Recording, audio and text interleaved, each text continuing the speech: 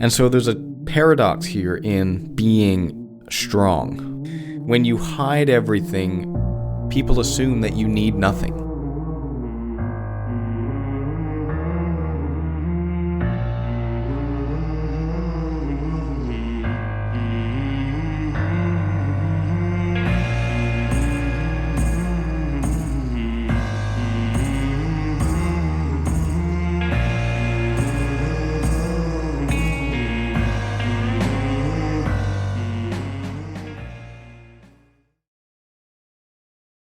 The world breaks everyone, and afterward many are strong at the broken places. Hemingway. Let's clarify that breaking is not a failure. It's part of being human. The question isn't if you break, it's what you become after you break. A lot of people hide their fractures, they hide their brokenness, creating the illusion that others don't break. That's the illusion of invulnerability, which none of us are invulnerable. If you do enough squats, enough Olympic weightlifting, you'll experience something called tendonitis in the knee. And what tendonitis is it's inflammation. But what happens if you push through that, if you continue to go through that pain, is you'll actually get these tiny little holes, very tiny, in your tendon. And that sounds crazy. When you first hear that, you think, well, why would I ever push past that point? Because I don't want holes in my tendon.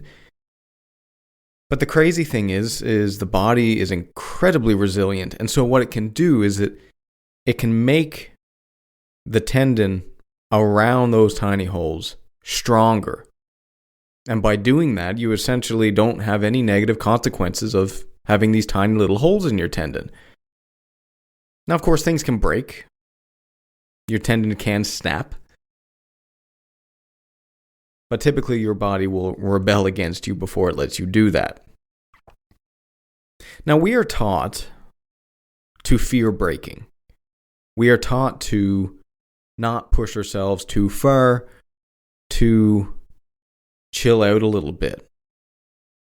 We're taught to be afraid of becoming overstressed, pushing too hard in the gym, pushing too hard at work, sleeping too little.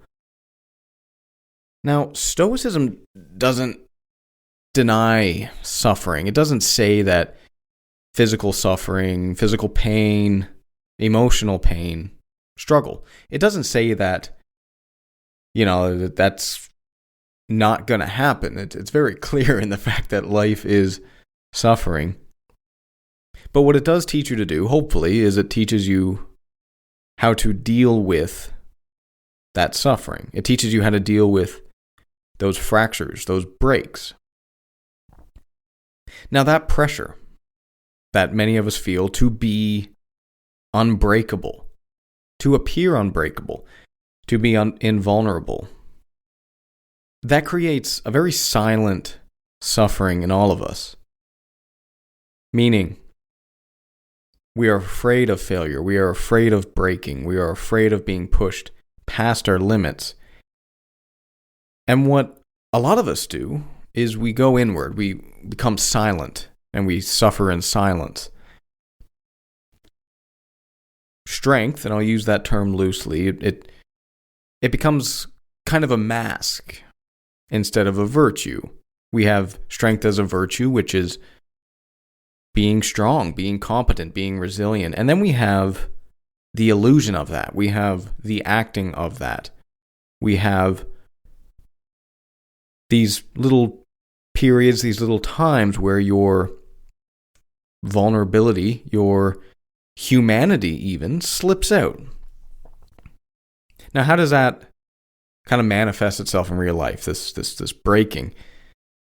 Well, I'm sure we've all, at some time in our lives, have noticed these little things that creep up, these little tiny breaks where our humanity shows. We might lose patience at work, at a coworker. We may feel like our stress is just overflowing, that we're filled to the brim, and that there's stuff just pouring out over the tops. We feel overwhelmed sometimes with work, with responsibilities, with death in our families, all kinds. I mean, life is challenging, and we feel overwhelmed. We snap at people we love, at our partners, at our children. We snap at them. We hit emotional exhaustion. We reach these points sometimes when we're taking on so much where we do become emotionally exhausted. We have these little moments in leadership where our mask slips. And mask doesn't necessarily mean to be a bad thing. I mean, depending on the context of who you are and what role you're playing in the world, sometimes you may need to put on a mask. These aren't signs, though, that you're flawed. These, when you snap, when you lose patience, when you feel overwhelmed, it doesn't mean that you're weak. It doesn't mean that you're flawed. They're simply signs that you, as a human being, a mortal being, you have limits. You have limitations. We all have limits. As much as it might hurt us to think about it or say it, we do have limitations, and ultimately we will die someday. We're very vulnerable. We're very sensitive beings, aren't we? Now, most people don't realize just how much strain they're carrying under the cracks. Again, getting back to the resilience of your mind and your body, you can carry weight for a very long time and just not realize that there's cracks starting to form. It's not so different from driving your car, and every time you go over a little speed bump a little too quick, you don't really notice it, you don't really see it, but deep down the shocks and your struts are taking a bit of damage, and your tires might be taking a bit of damage, and the body, the chassis is just getting a little shock in there. And over time, those little things build up. But in terms of how much weight that you actually carry as a human being, this increases, right? As you take on more, as you have children and move up in your work. Hopefully, you have some aspirations of being more. Hence why you're probably listening to The Strong Stoic, I would hope. But when you zoom out at all the things that you've accumulated and all of the roles that you've taken on over the years, you see the mountain. You don't necessarily see each and every little individual step that you've taken on that road, every little additional work task you've taken on, or little thing that you do for your friend or your family. You don't see all of that all the time. You see each individual one, but you don't see the grand picture. And so sometimes you have to zoom out to see that full picture. You might not see the mountain all of the times, but damn it, we notice when a little rock on that mountain falls. We notice when we lose ourselves just a tiny bit, when we let that mask slip, when we show that we are human, that we have humanity, that we are vulnerable beings, and we're not perfect, and we're flawed. Now, there is a difference between shattering and strengthening. Breaking doesn't automatically make you stronger, just like going to the gym doesn't actually make you stronger, believe it or not. It is not going to the gym that makes you stronger. It is the recovery of going to the gym that makes you stronger. Similarly, it's not the stress that you go and contend with throughout life. It's not the weight that you bear. It's not all of that actually makes you a strong, competent person.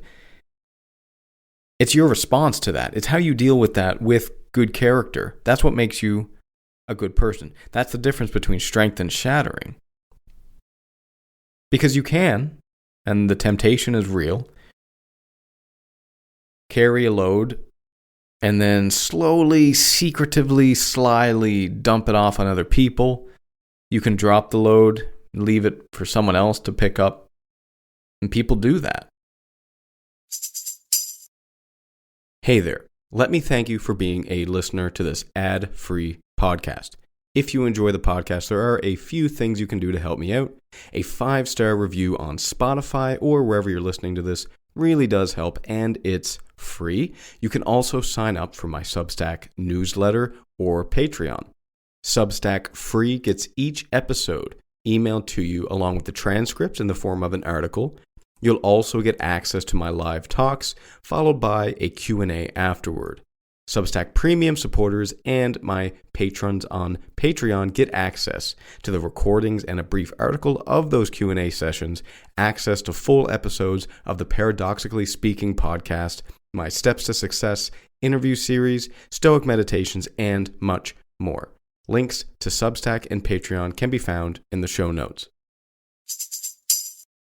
Just remember that strength ultimately comes from how you respond to breaking, to damage. And that damage, breaking, these little times in your life when you suffer a little bit of damage, whether that's micro tears in your quad muscles or whether you just get a little bit too overwhelmed at work and you just snap at a coworker. It's how you respond to that and how you grow that really defines you. Shattering, having that tendon fully snap, well, that's denial. That's avoidance. That's shame. That's pretending nothing happened. That's, oh no, well, I didn't really snap, it was just whatever. It's not accepting that you ultimately are a human being that is flawed, that is not 100% strong all of the time. I mean, you are a flawed person. Strengthening is reflection of self. It's realignment. Every time you fall off the bandwagon, it's rebuilding your muscles, your tendons, your character with wisdom over and over and over and over and over again, every day. Every time a little rock falls off that mountain, it's rebuilding it with wisdom. Fractures can become the foundation of character in the same way that a fractured bone in your body can become a very strong foundation of your overall structure. Bones recover stronger than they initially were before. Fractures in your actions, as long as you're aimed up and recovering properly, can actually become the foundation of character. Meaning you snap at someone at work, that's a fracture. But what do you do about that? Do you beat yourself up? Do you give up? You say, this whole virtue is the only good thing. It's not for me. Clearly, I'm not good enough. Or do you go home that night? Do you do some journaling? Do you think about it? Do you reflect on it? And the next time you're in that situation, do you do your very best to not repeat the same thing? That's how fractures and failures become the foundation of your character. Now, Marcus Aurelius, let's get to him. He says often that adversity is the material for virtue. Now, nobody, when they're going through it, wants to go through adversity. Nobody wants to get their heart broken. Nobody wants to get fired. Nobody wants to go through a lawsuit. Nobody wants that. But those are the opportunities for virtue. It's the material for virtue. It's the material to make a fire. And so that doesn't mean you go out necessarily looking for adversity, but damn it, you better be sure that life's going to give you your fair share of adversity, and you better be sure of what your values are so you can face it with integrity. Epictetus reminds us that you don't control if a break happens, but you do control how you react to it, your response. Strength, real strength, is created by confronting reality, not by avoiding it, not by living in falsehood. Your broken points become your calluses, your experience. Now, there's a very harsh truth in all this, and that's the strongest people break the hardest. If you can deadlift 800 pounds and you break, that's a hard recovery. That's a bad injury. If you're squatting 200 pounds and you suffer a little injury, yeah, it's probably not going to be great, but is it going to be as catastrophic as someone who is deadlifting 800 pounds? Well, probably not. The stronger you are, the harder you break, because you carry more. The weight is more. If you are ambitious at work, in your family, in your community, you're carrying a lot. And if you break, you're going to break pretty damn hard. And so you have to accept that as you take on more roles, more responsibilities, you're going to break harder. And that's just the fact of it. That's something that you're going to have to swallow. The other thing about strong people is that they hide it more. The more competent people are, the more responsible, the less they like people to see their humanity. They beat themselves up when their humanity shows. They internalize responsibility. They're not externalizing it. They're not saying this is your fault or his fault or her fault. They're saying this is all me. This is my cross to bear. And so all of that struggle is internal. People rely on strong people. Oh, to be a strong person who people rely on. What a privilege, but what a challenging life. And when strong people break, the people that are relying on you to be strong, it shocks them. Of course it will. You're the strong one. You're the strong person. And so there's a paradox here in being strong. When you hide everything, people assume that you need nothing. If you're the strong person in the room, people assume, well, he's the strong person. He doesn't need anything. If you're working out with a gym buddy and you're squatting heavy all the time, he's not really going to think about you squatting heavy. No. When you squat, he's just going to do his own thing. But when you fail, when you have to drop that weight, he's going to be a little shocked.